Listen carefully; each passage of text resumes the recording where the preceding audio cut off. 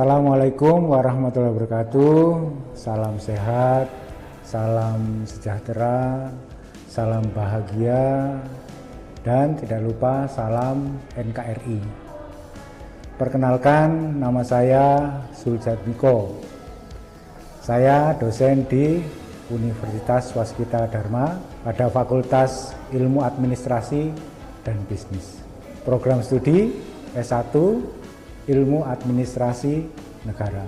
Saya akan menjelaskan mata kuliah yang saya ampuh, yaitu Sistem Informasi dan Manajemen Sektor Publik dengan kode mata kuliah MKK 211 dengan jumlah SKS 3 SKS.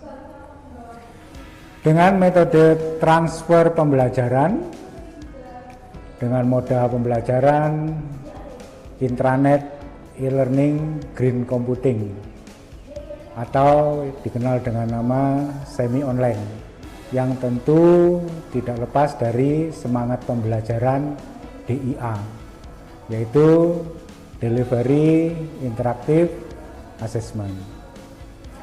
Video ini dibuat dengan tujuan sebagai syarat sertifikasi dosen tahun 2025 dalam unjuk kerja Tridharma Perguruan Tinggi atau PDD UKTPT, khususnya di aspek pengajaran. Mata kuliah Sistem Informasi dan Manajemen Sektor Publik merupakan mata kuliah keterampilan khusus atau MKK bagi mahasiswa semester 5 pada program studi S1 Ilmu Administrasi Negara, Fakultas Ilmu Administrasi dan Bisnis di Universitas Waskita Dharma, yang berisi pokok-pokok bahasan tentang Sistem Informasi dan Manajemen Sektor Publik. Mata kuliah ini membekali mahasiswa dengan pemahaman mendalam mengenai konsep, prinsip, dan implementasi sistem informasi dalam konteks organisasi sektor publik. Pembahasan mencakup perencanaan, pengembangan, implementasi, evaluasi, dan pengelolaan sistem informasi yang efektif dan efisien untuk mendukung tata kelola pemerintahan yang baik, pelayanan publik yang berkualitas, dan pengambilan keputusan yang berbasis data. Mahasiswa juga akan mempelajari isu-isu terkini terkait keamanan informasi, privasi data, dan inovasi teknologi dalam administrasi publik. Adapun capaian pembelajaran yang dibebankan pada mata kuliah ini untuk CPL-nya atau capaian pembelajaran lulusan, yaitu 1. Menganalisis dan merumuskan solusi terhadap permasalahan administrasi publik dengan memanfaatkan konsep dan teori manajemen. 2. Merancang dan mengevaluasi kebijakan publik yang inovatif dan responsif terhadap kebutuhan masyarakat. 3. Mengelola sumber daya organisasi sektor publik secara efektif dan efisien. Yang keempat, memanfaatkan teknologi informasi dan komunikasi dalam mendukung pelaksanaan fungsi-fungsi administrasi publik. 5. Bekerja sama dengan tim dan berkomunikasi secara efektif dengan berbagai pemangku kepentingan. Sedangkan untuk capaian pembelajaran mata kuliah atau CPMK, mahasiswa mampu 1. Menjelaskan konsep dasar, peran, dan evolusi sistem informasi dalam konteks sektor publik. 2. Menganalisis kebutuhan informasi organisasi sektor publik dan merancang arsitektur sistem informasi yang sesuai. 3. Memahami proses perencanaan, pengembangan, dan implementasi sistem informasi sektor publik. 4. Mengevaluasi efektivitas dan efisiensi sistem informasi yang diterapkan dalam organisasi sektor publik. 5. Mengidentifikasi dan menganalisis isu-isu keamanan informasi, privasi data, dan etika dalam pengelolaan sistem informasi sektor publik. Yang keenam, memanfaatkan berbagai teknologi informasi terkini untuk meningkatkan kualitas pelayanan publik dan tata kelola pemerintahan. Adapun referensi yang digunakan, buku-buku sistem informasi manajemen sektor publik. Ada internet, ada modul-modul atau bahan ajar lain yang relevan. Peraturan Perundang-undangan Republik Indonesia terkait Sistem Informasi dan Transaksi Elektronik atau ITE, Keterbukaan Informasi Publik dan Perlindungan Data Pribadi atau UU PDB. Sistem pembelajaran menggunakan sinkronus dan asinkronus, di mana metode yang digunakan adalah metode pembelajaran aktif yang mengutamakan peran mahasiswa dalam proses perkuliahan, yaitu dengan ceramah, pembelajaran kolaboratif, tanya jawab, small group discussion, penugasan mandiri, dan kelompok. Pertemuan pada mata kuliah ini terdiri dari 16 kali pertemuan, di mana pertemuan 1 sampai pertemuan 6 merupakan pertemuan sebelum UTS. Jadi pertemuan ke-7 adalah UTS atau pengukuran tengah semester yang melalui moda intranet e-learning green computing.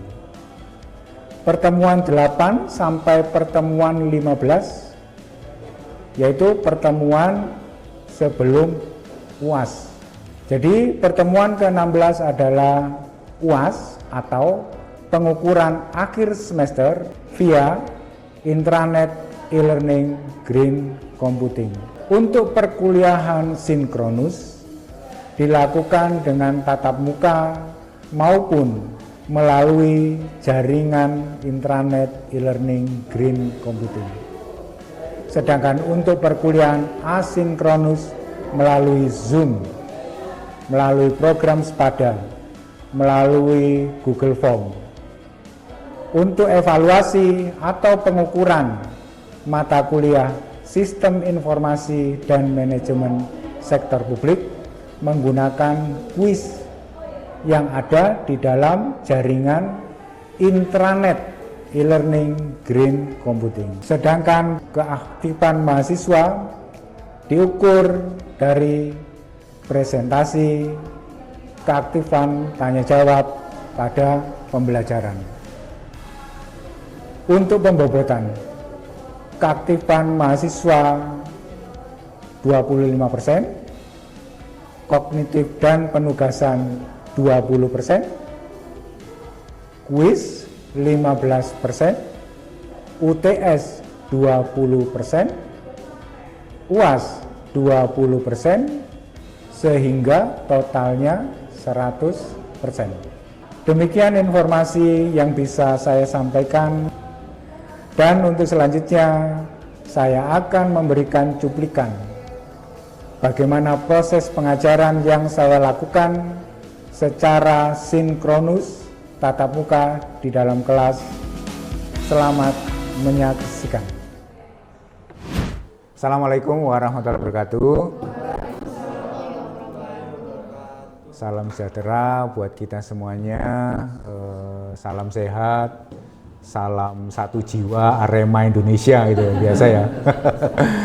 Oke, sebelum kita melalui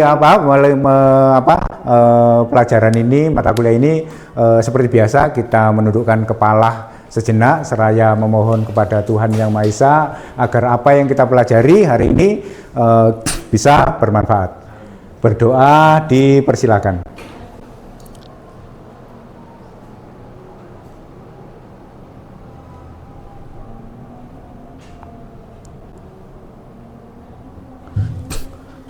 Berdoa selesai. Oke, pada mata kuliah Manajemen Sistem Informasi Sektor Publik, ya. Oleh karena itu mahasiswa saya ucapkan selamat sudah masuk di semester 5. Hari ini Pak Miko membangun yang namanya jaringan intranet, ya. Intranet dengan green computing. Nah, di mana perpaduan antara intranet dan green computing ini sangat menguntungkan buat diri kita sendiri, buat diri mahasiswa, juga buat lingkungan di sekitarnya. Ya, kenapa kok green computing? Kenapa kok intranet? Nah, itu nanti Pak Miko akan menjelaskan lebih lanjut. Nah, perkuliahan awal ini sebelum kita melakukan proses perkuliahan yang sebenarnya, alangkah baiknya kita melakukan kontrak perkuliahan, ya, kontrak perkuliahan. Jadi kontrak perkuliahan ini diwajibkan setiap mahasiswa, kemudian dalam satu semester ini capaiannya kita sepakati, ya. Jadi capaiannya itu satu semester itu kita sepakati, ya. Kemudian nanti boleh berdiskusi sebentar. Pak Miko akan saya sampaikan kalau memang mahasiswa tidak mau menginginkan capaian ini ditambah, silakan dalam forum yang pertama ini, gitu ya. Silakan. Waktunya 3 menit. Oke, Pak Miko voting dulu. Yang tidak setuju angkat tangan.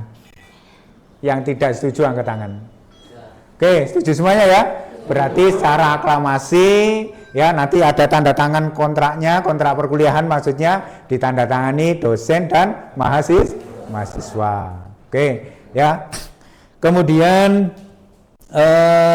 ini kriteria bobot penilaian itu 30%, jumlahnya 100%. Ya, biar tidak memakan waktu, nanti Pak Miko akan sampaikan RPS itu melalui aplikasi intranet. Ya, ini ada hubungannya semuanya ya, antara intranet, internet, kemudian yang namanya sistem informasi dan manajemen. Ya, oke. Sebelum Pak Miko lanjutkan, adakah yang mau didiskusikan? Ya, silakan. Intranet itu apa? Ini memang biasa ya. Jadi generasi sekarang itu kan adanya kan internet ya. Kalau internet jaringan internasional atau jaringan network ya, yang bisa diakses di seluruh dunia. Tapi kalau intranet bagaimana, Pak?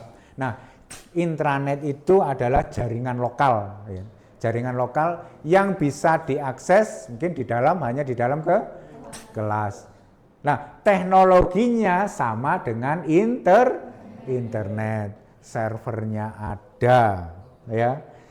Kemudian usernya juga ada, platformnya juga ada, ya. Nah, karena teman kita itu ada yang bertanya tentang intranet, ya. Sekarang kita coba. Yang pegang HP silakan dipegang HP-nya, yang punya laptop silakan laptopnya dinyalakan. Nah, intranet ini bukan internet ya, jadi jaringan lokal. Jadi kenapa sih Pak Miko menggunakan ini? Karena satu, biayanya sangat murah, tidak menggunakan satu yang namanya kuota data. Jadi mahasiswa tidak usah membeli data.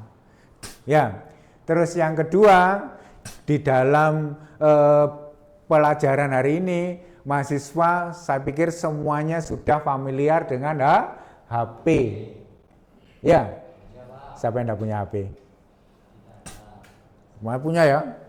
Wah, saya beruntung sekali, saya bersyukur sekali semuanya bisa hari ini bisa mengakses. Ya, kemudian selanjutnya karena tadi ada teman kita itu bertanya tentang intranet jaringan lokal. Nah, materi-materi perkuliahan ini mulai dari pertemuan ke-1, pertemuan kedua sampai dengan UTS itu murni menggunakan intranet.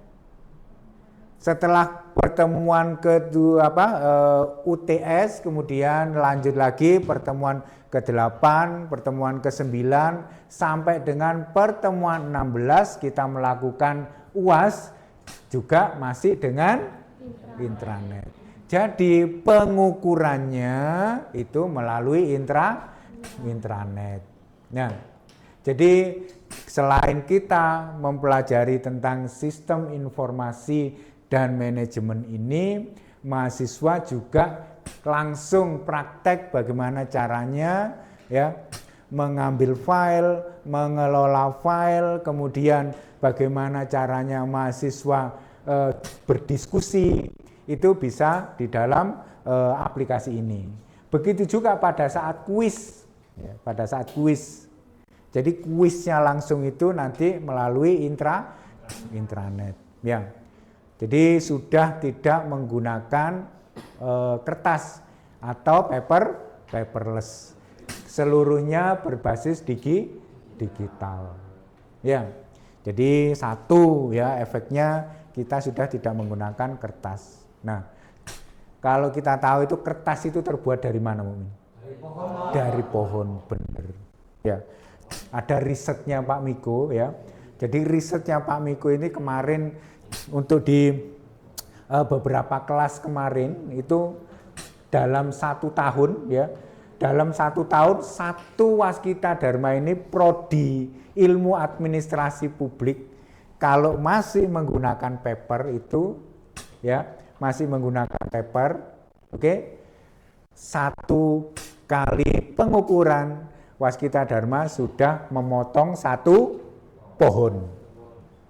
Nah, ya bayangkan. Jadi nanti setelah pembelajaran ini kita kita sudah melakukan pembelajaran secara intranet ini, insya Allah 1 pohon terselamatkan. Silakan buka Google, kemudian bisa disambungkan, diketik 192.168.0.200. Oke, sudah. Loginnya kayak gini. Loginnya seperti ada yang di layar inilah. Ini. Nanti mahasiswa 1 orang mendapat 1 akun. Oke?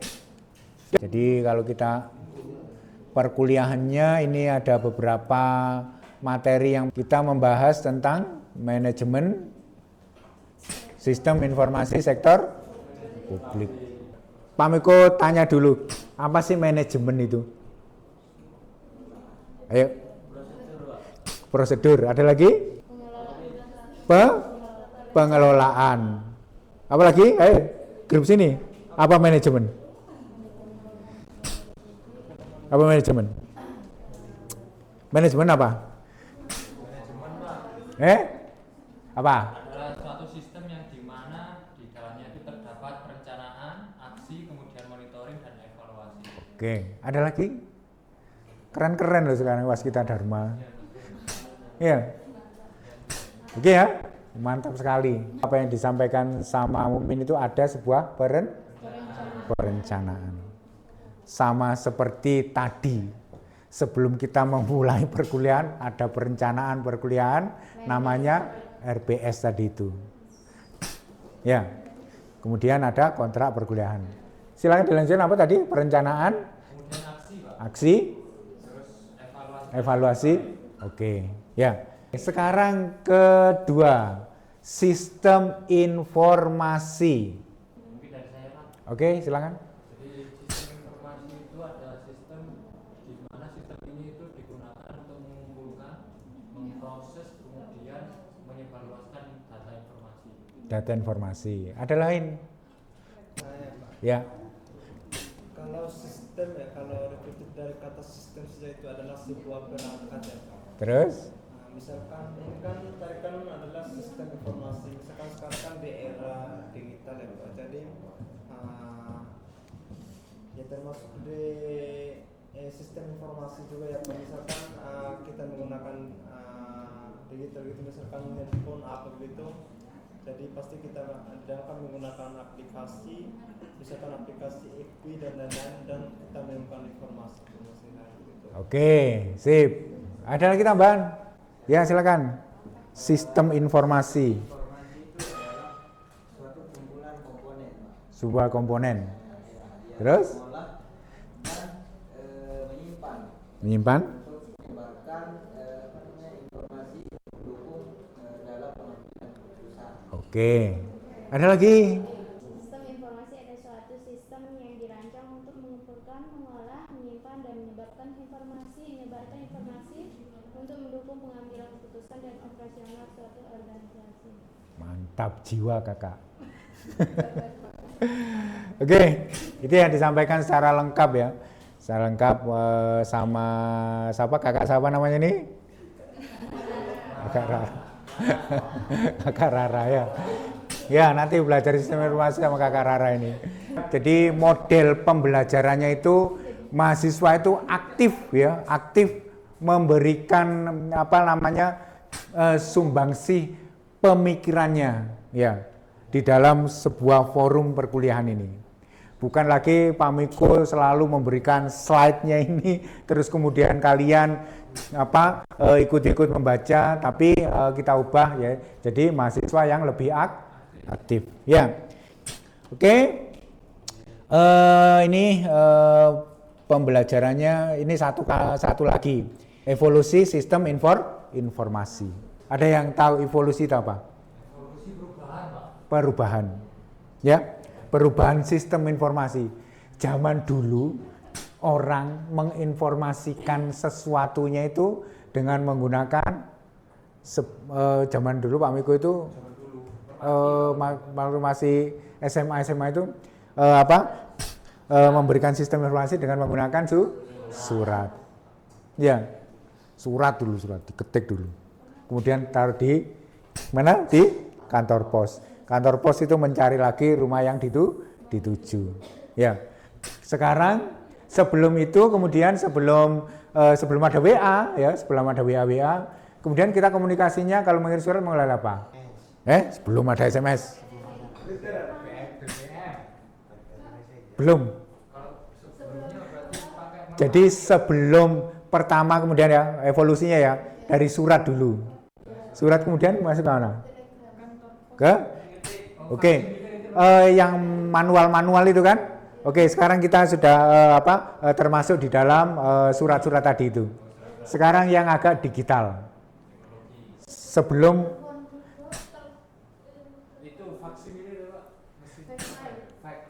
fax itu masih email ya, masih apa? Masih manual ya. Jadi sebelum sesudah fax apalagi melalui email zaman dulu. Jadi kemana-mana itu kalau kesana di email, kesana di email. Jadi sudah sudah agak keren lagi ya, karena di situ muncul namanya internet. Jadi evolusi gitu ya. Jadi setelah itu muncul sampai dengan sekarang itu ada yang namanya WA. Ya, WA. Jadi ya itu evolusi sebenarnya. Lah, kalau dalam sistem administrasi publik, coba bagaimana evolusinya? Coba. Kalau dari evolusi sistem informasi dalam administrasi publik, berarti dari manual ke digital. Zaman dulu bapaknya Mukmin mungkin ya, mungkin bapaknya si Pian, bapaknya si Mbak Rara. Ini ya kalau ke mana, ke kelurahan mau membuat surat pindah, ini kan, mau membuat surat anaknya mau mengikuti jenjang pendidikan yang tertinggi, itu datang ke mana, ke kelurahan, membuat surat pengantar lagi di Pak RT, Pak RW, kemudian dibawa, ya, kemudian distempel sama kelurahan, disahkan sama kepala kelurahan, ya, kemudian diberikan lagi. Nah, sekarang bagaimana modelnya? Digital, Pak. Digital atau online. Sekarang ya ngurus KTP, ya, ngurus nilai sudah menggunakan online. Ya, sudah memang yang terakhir di sini Pak Miko akan jelaskan tentang tantangannya itu satu, infrastruktur, ya, peralatannya, ya. Jadi tantangannya sekarang kan enggak bisa ya, kalau umpamanya sekarang mau menghubungkan antara Indonesia di daerah barat sampai timur, itu kalau tidak terbangun infrastruktur yang memang memadai, memang cukup, itu tidak akan bisa berkomunikasi dengan bagus. Ya, kemudian sumber daya manusia. Jadi setelah kuliah nanti ini mahasiswa lulus, itu harapannya itu kembali ke daerahnya masing-masing untuk mengembangkan keilmuan, ya, apa yang dicapai di Universitas Waskita. Ya, oke. Jadi suatu saat nanti ada di sana yang sudah bisa membuat sebuah terobosan teknologi informasi, ya, itu mudah-mudahan berasal dari mahasiswa Universitas Waskita Dharma.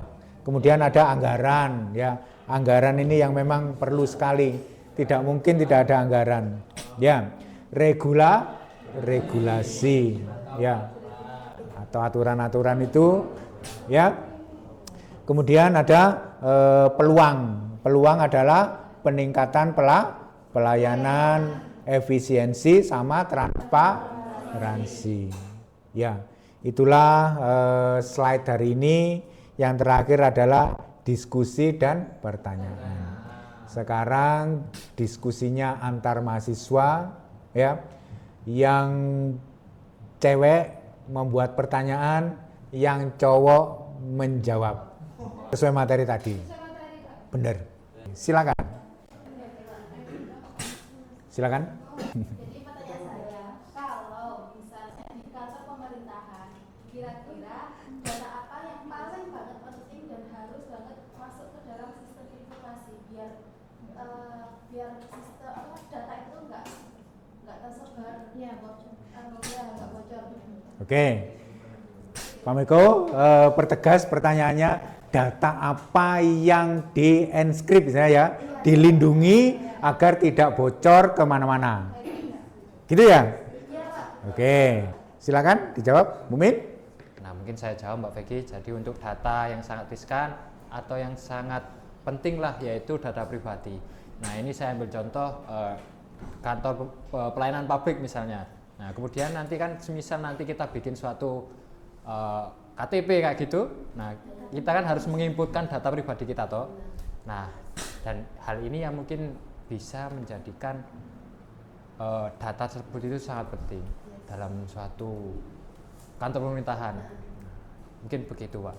Oke, gitu gimana? Pak Miko tambahi ya. Jadi begini, kenapa di dalam sistem informasi itu kadang-kadang sebelum kita melakukan pengisian data ada yang namanya registrasi. Ya, nah di dalam registrasi itu biasa ditanya tentang email, identitas, kemudian emailnya apa, kemudian di dalam email itu nanti divalidasi. Nah, setelah divalidasi itu apakah benar ini yang mau mengurus ini orang yang bersangkutan sesuai dengan emailnya, sesuai dengan nomor HP-nya. Nah, itu baru dilanjutkan untuk pengisian data. Sekarang Pak Miko yang tanya. dalam slide 3 ini kan ada yang namanya komponen sistem informasi. Di situ ada yang namanya hardware, kemudian ada software. Nah, yang lebih manusianya itu namanya adalah brainware. Satu orang menyebutkan satu hardware untuk yang laki-laki. Yang perempuan satu orang menyebutkan satu software. Sebutkan salah satu hardware yang kamu ketahui. Laptop, Pak. Lagi. CPU. Sini. Apa lagi? HP. HP. Ada lagi? PC. Ada lagi? Mouse. Yang laki-laki duluan. Memori, Pak. Memori. Prosesor. Mukmin 3. 3 Pak. Ya. Waduh. Motherboard. Kemudian keyboard sama monitor. Jadi ada perangkat keras, perangkat lunak. Contohnya adalah satu Microsoft Office yang biasa kita pakai. Kemudian ada yang namanya browser. Sudah hari ini kita bisa bedakan, mengidentifikasi yang namanya software, yang namanya hardware, yang namanya brainware. Ya. Oke, saya kiri sampai di sini. Ada yang disiplin lagi? Tidak ada ya? Kita berdoa lagi, memohon perlindungan kepada Tuhan Yang Maha Esa, agar minggu depan kita bisa belajar mengikuti perkuliahan lagi dengan semangat. Berdoa dipersilakan.